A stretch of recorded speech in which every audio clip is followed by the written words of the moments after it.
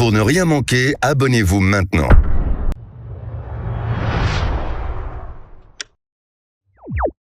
Medogbe na mesiame nkonyenye akuvi eme zilevu menye nyakaka dola le Festado TV be chaîne YouTube ati egbea miele miabe wona sidimi dankorobe doka wola enenye nieva neja fonu kple Zedman eike mi yona be zemi jato mijo ndina mi apeto oui ndina mi apeno medekuku e doka wola minye mi se présenter Yana mi yabe âge, mi yabe nko, kudo game mi je do agome. Akpe. Agbo bi wo yona mbe kakona kosi. Me do epe bla ton. Anka moto da agome fia. Epe akpe ve, blewe ve mi. Ye moto zemi jado aji. Akpe. Mere kukunu kantie mi o tiatia siaro. E do siabe tiatia kantie mi we. Akpe. Afa magbo be do a mini be do be ni be amechian be yawo. Yi eta ya lo yin do me no. Mi yin no. Afa do ya fia esbi do la no. Wa nu leke no mele zo dem do a ko to a ye va be ababe aso lancer ne yaku zemija omo no so mo yo so do mo me a kaka zan la doa o la po nde la so wa ho me ke o ma ti an lo gba lo yo wona na be mi va be yaku zemija ko mi ati aso no po ya me famille oji bon donc ye nene no ale mo Mere kuku est-ce que dogo ku hire le do ya be o mi poa akpe agbo be doya le nya gbonya dogo kuhia leke ke ma tono fia be ke moto do ajika karia go kuki deke leke po bon donc magbo be nya ndo kuhire ke leke po Mere kune mo de delia matembio mi be est-ce que esron le miasia ne ende e do ya tenana ke mi pona mi abe pome adia akpe bon magbo be eso le miasi bon mi on to komia de esron le mion miasia magbo be eso le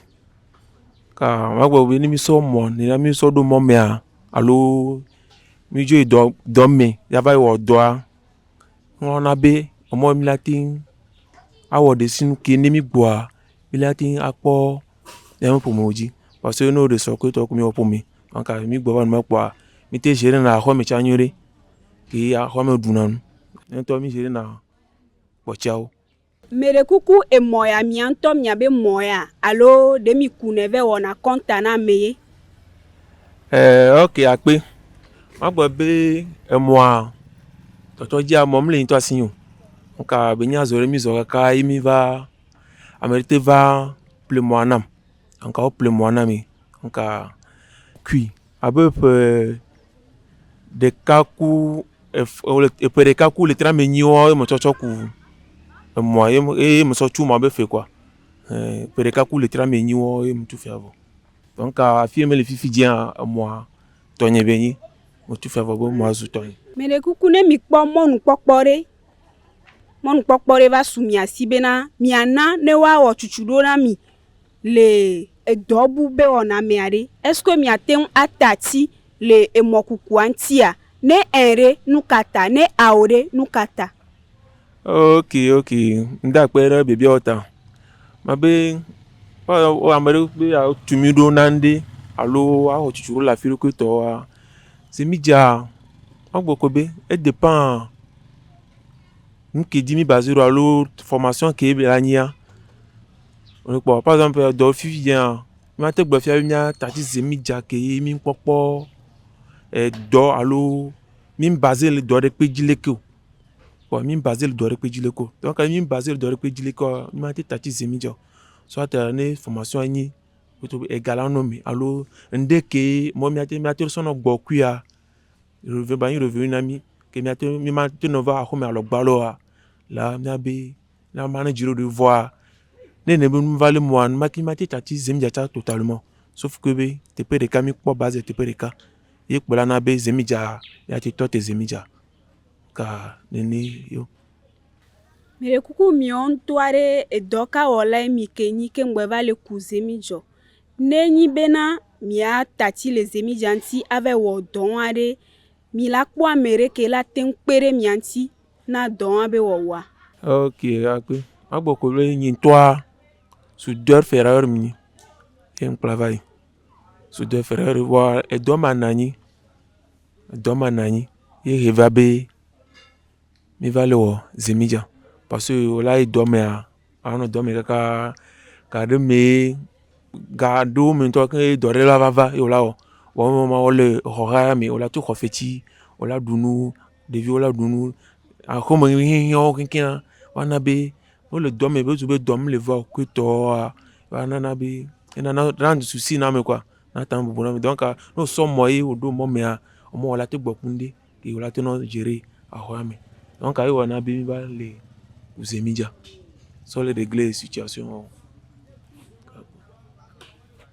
Fia nenyi be amere be yakpere mianti fifi. Ne mia tati le zemija douanti ne mia troi mia be soudeur ferrailleur doa meare. Est-ce que ela ten mia ten ye me kaka anya doa awo nyueria? Bon ma dung be e kwa me bi leke wa tro rétablir alo nya tro établir noa milai awo do emila we Mere kuku leke ye enwa yinale miaku miabe ameko va dona mole miagbodo me ike mi yona be client ware leke beten yinale miadomero enia fi ke mi kono yina kudo egabe nyaore leke mi ten wonero akpe agbo klobe asisi no va popo sebe ni no na moto kudo asisi no domi alo gbogbori mi wana si achuchugban ne ganwa milai ne gamunwa ni mayo ne be no plus be ma va do funvo alo afike bele ya mi la do funvo kingbo ni ava to asiaji bi ava ni chukara nka mi wana asiaji na nko como ni va do funu pa o tu fe pa amesa ngbalem mo mi kpone kokoko bena egaiko mi hona le miosia mi ameiko dona moa mi kpone koko bena egawa otona vo menyina garika nkume yo voleke mi ten wona enuyado deye mi wona be ole towa iko wa kove dari ke ngboe wa kpo ga gbon alo de mi yona galefia leke mi ten kpona fi ka mi ale yi kufi ke belle fifi aja somoa te wona gao. ok mda pere be biota ya afi milia ono ti ma da encore dokun jibe focus international parce que lo me couleur ni ma disi lo me kinkin envoie gbogbo to le ni maîtriser gbogbo to ke no le ya fidia sauf que be mi fun ze ka voir mi nglo be niveau wa ni mi ro fun vo mi yana be fi leke donc mi wana sia so no gbe yo te pe encore quoi no gbe le do soli kaka gbe le do soli quoi ami dina si te pe akoko la so mi wa si quoi mi koko so ke mi ro fun tu kala la no ono amo sima te pour couleur mi nya lo ame ma fido gbogbo to ma firo donc ayena be mi to ona sia dina encore donc plus be mi va do fun na tu kala ngba ba no ono amo Vlavo amkwana bena nemi ya domo alo mdasi tele adido gomelan papa alo adido gome yokwe be mchutare asigamea ne yo zemi jato ameton egare kan kume kpoe oyona mbe ma bio bena de mianto mi nani le mianono dome ke mi opopose abena ne amereja ifia egaya kpoyo ayona wa ayo akpe magbo klobe ya be zemi jado Charles be dobu konkro yani zemi parce que ono gbe le game me wo kwa no le game me akwa la nya ono renki parce que te prolia mi na galeke wala kwa mi atori cha amubu ki mi la contact ko ne cha ogbajo le mi agbo alo mi ya sino yo be no be gan sugbon ne yo jo baba dogo alagbadogo ni ba mi la yan be àwọn eleme wo enya nene ko ina tepia cha bazere ye cha be ça est basé de prix wajibé ne cha funa ne po cha no yewa donc a nyum be nyina no na no gbele gema me kwa wala afuna no mais ma bien mi benare est-ce que mi ona ezandoa imagbo mo ezando vai wa fia epo nyem gbale we fia ke mi ezandoa vai yare leke be noro em kenti emitatio ape magbo be ezandoa enyi donde ke ega alo côté ga quoi ega nyonaleme parce que afiko o la ndo kusme 200 300 400 exam ya mi doublé ne mi doublé yo na be na to gbogboro alo amoro na to do no na zanji mi no na zanji so le na ejewa quoi donc yin wa quoi ega nyona na exam yo be mi no neme voilà nous que on va tatia yin be nko bon ya yin to va décider parce exam va pour na me quoi parce que no les zanji kaka nuke yo va mlani 13h 16h 17h gba fon gba ro me gba zanji kaka exam va pour na me donc anwa va obe yin to va bon les agbo be ma jona ndo kusabo ame ne npa 19h 20h ne npa ko gba iso mais ma bien mi benare est-ce que evem me po bena amereva lemi le modi be ya homia be mo ale miasia alo ya hoga le miasia après bon ya le côté nya ma be no be nyim dogo situation po nyim dogo po le mama ve me nyim dogo situation po de be jora meredi le ke be no ajora meredi mi sekwa ok après ya o sugbon to jona to mi sene ku to jona le nyama amo cha mi sene bo jona le ke ha ma kudo apacha kudo no de na gbele mo me do mi sene kinki ya mi sene do po ma be ma o mi jore mi aji ko voilà mere kuku mesena amo glona bena be zemija to nuna atike ne yo atenku zanwere tramadol kuno viao mizana vitago ko to est-ce que mi a ha mi zanea ene mi zare leke bete wona na mi ro doa ehun vovovo ele miasi ok après e ma don avali ki ncha menye ni parce que tramadol ogbone wese na ya nyim zaneo o mi atoze nke bo na no yin to tan pone parce que no abenyi anya chike kire ke no nua o ma nua chike ala nanyo wese ma nya ke yo jo mi se na bo o ma nua chike ala nanyo anu chike be so odo yo wala po mi atodo no na mo mi a ono na moji mo no du pouvoir ono ata chuchu le ngbodo me mo no puju ono no mo chuchu amono na téléphone rouge voilà ono chuchu mo amodi na le moja no chuchu mo c'est parce que onu kele nu hame achike ku ko mia e nana be ne be nu bana me donc afike onu achike ku vo be ya so odo ari ya so ku zimija e on gba twa ku zimija o bon o ba so gbojo so de me na achike alo a no so pu anya rozunbu nka yo be ni onu tramadol ni na mo nu so na do apo ba moroku na zumachi funa no gba be ole afire ne funu 300 yin to la 200 enfants c'est parce que sous mais no boulevard donc aya leke ya buo kaka ya gbono mouvement kaka na chike ba odo voir e ya ona o kuna zumachi parce que on gba nya prix normal ja mi na fi 300,000 non o to be gapon ni gbono de gbepo donc nwo na be amoro mo mom china zo kaka za do no me be ma bio mi bere ne amerebe ya jova homi kom mi ava no ko e viso no school alo mi anto ya mi ava no ko ye nto no ya sime alo do me ade est-ce que mi la ten loin ne mi a londe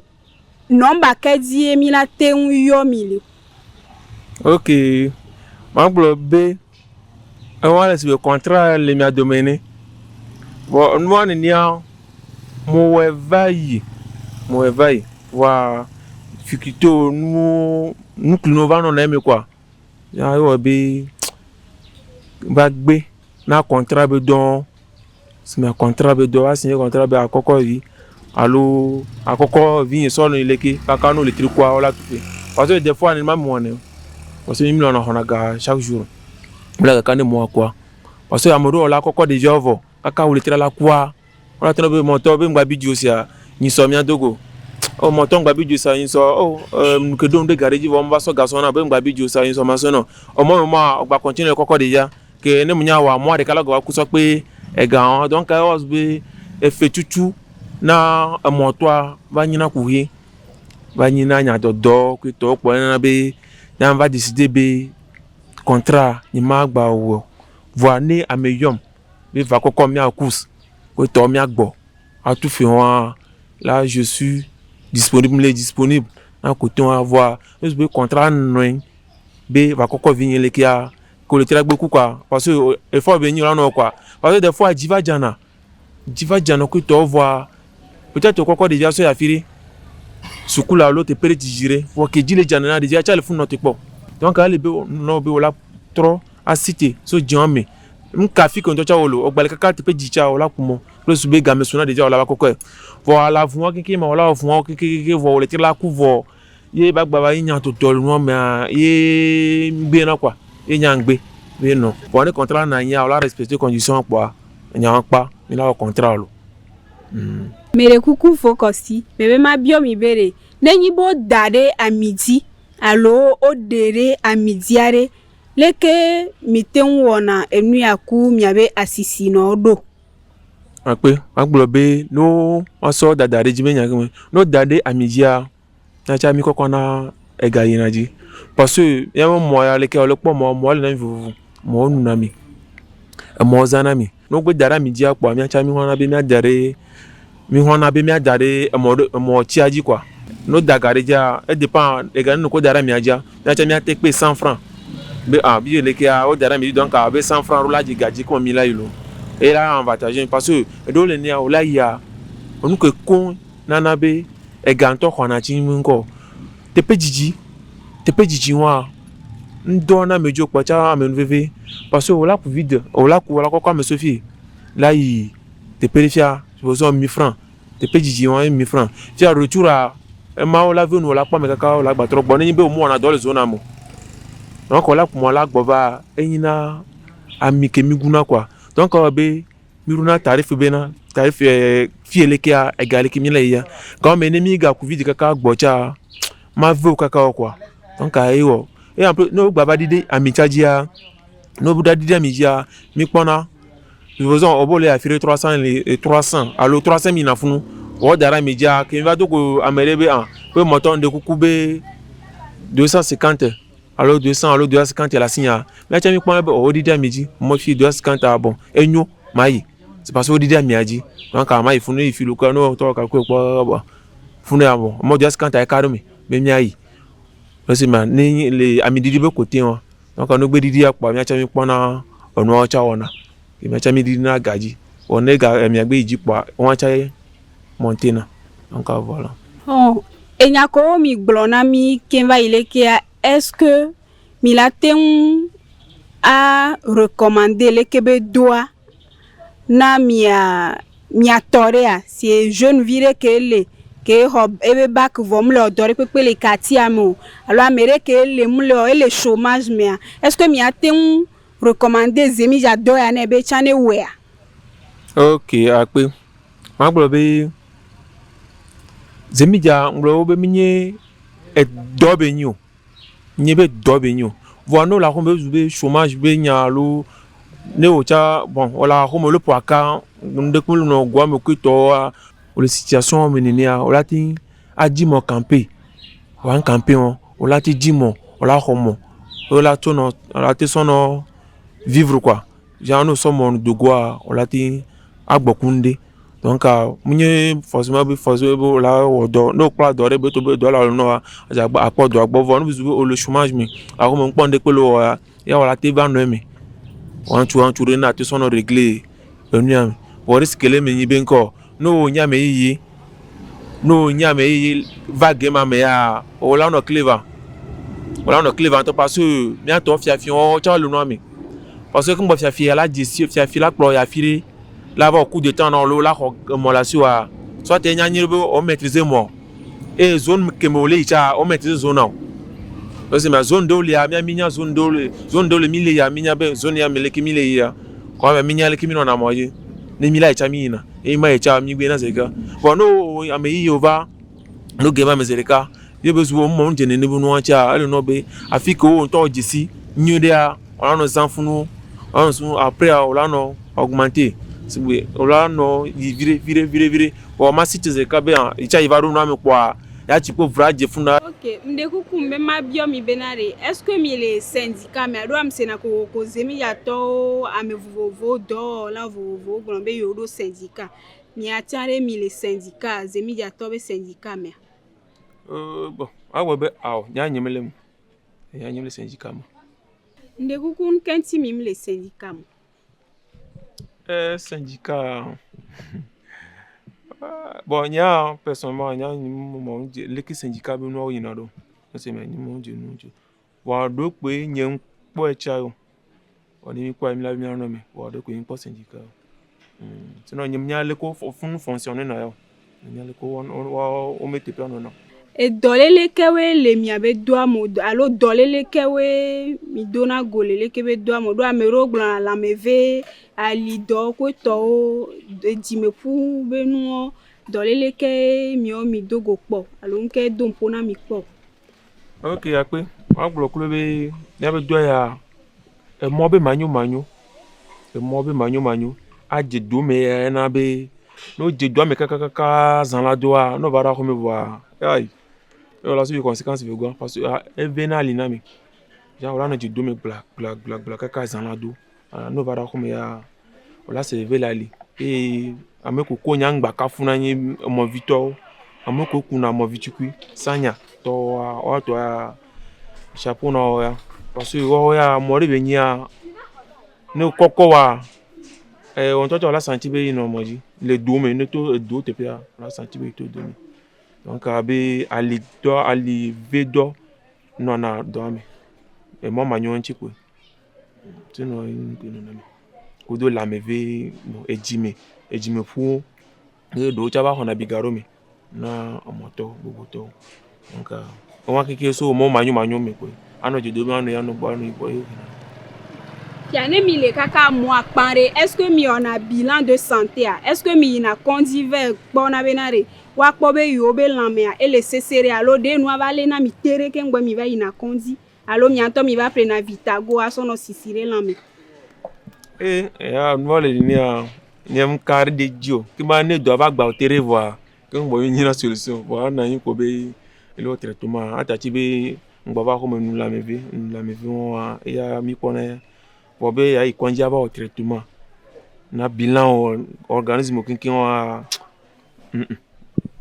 nya ya nyimo no mere kuku e ne mi wodo kaka moi pare ne ye mi tele na le gome. ok akwe agbo ko be bon ya be do ya bon no ikaka gwa no on to be ya economie on mo kaka mo no kwa mo wala tele sibi 60,000 de gome 60,000 qu'il a un bénéfice, nous on doit recevoir nous avons beaucoup 60,000 par mois sans le management. Voilà. Ok. Ndekuku enyare le miasi ke milate ngbon aso do nsen miatoze mi yato potia alo ameiko do meye ya kwa ameko le dila we. Ok, yakwe. Ma glona mi ato. Mi se me kele pom ke yin zemi jakula atono ko benko. No le zemi jamia. Soit on wa si kudo client gomme dija ken bo ajemo ami samino no d'accord le ega ke alo asike o wa no d'accord lenti ken bo ajemo ko subo ngba ba do fun ne tukara ba no moto kudo asisino domo en plus o ameke yin ameye le dome a ya matono kobe ne nya tepo yiyi parce que no nya me le moji cha ne fiafi o kokko fiafia mi kokko na fiafi o mi bo mko fiafi no no fiafi ko fiafi todo moi en pona le ko kuna mo nya ba me yi donc a onya moyen ko ka la khomola so donc abi a tepeke o moto jisia alo fiko jisia ajagba ba no ifun o moto no ifun plus sube na ba éviter situation ba ngba ba dogo alo ngba ba khomole si o donc ani nya tepo yi afiko jisia ayi afiko ngbe jisi o kwa ko jire blo on to no jour voir anto kumo adisa to funu mama na so nya tipo dare wa akoko me aso ya fiko mnya ya risk elemento donc maglo ko be ne agbe ipa ne yi afike be jisia sima afike o jisia pa kwa me ifunu afike o mi jisia pa ngba yoro no nya me ye do no mi wa wonu nya me ko ya no jisi te police pa o te ifa nka voilà fiane nyi be amere semia be enu ayo be ya respecter are numéro kedie o la te yo milio ya yin ton numéro nya yin le ni 93 33 29 90 93 33 29 90 et ya les 24 sur 24 ni intino ye ke gba ni WhatsApp acha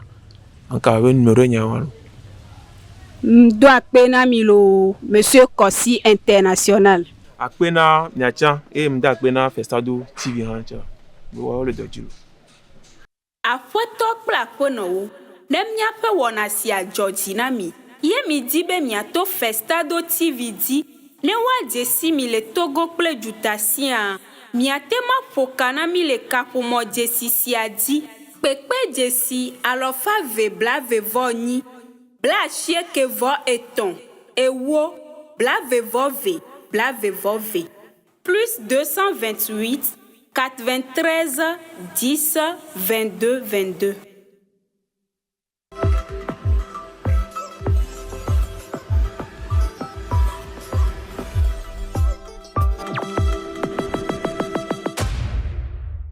Réaction.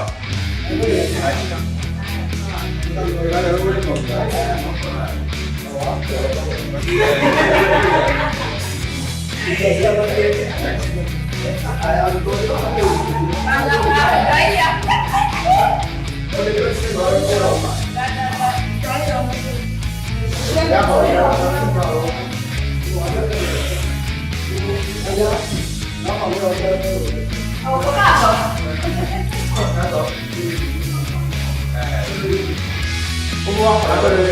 lá,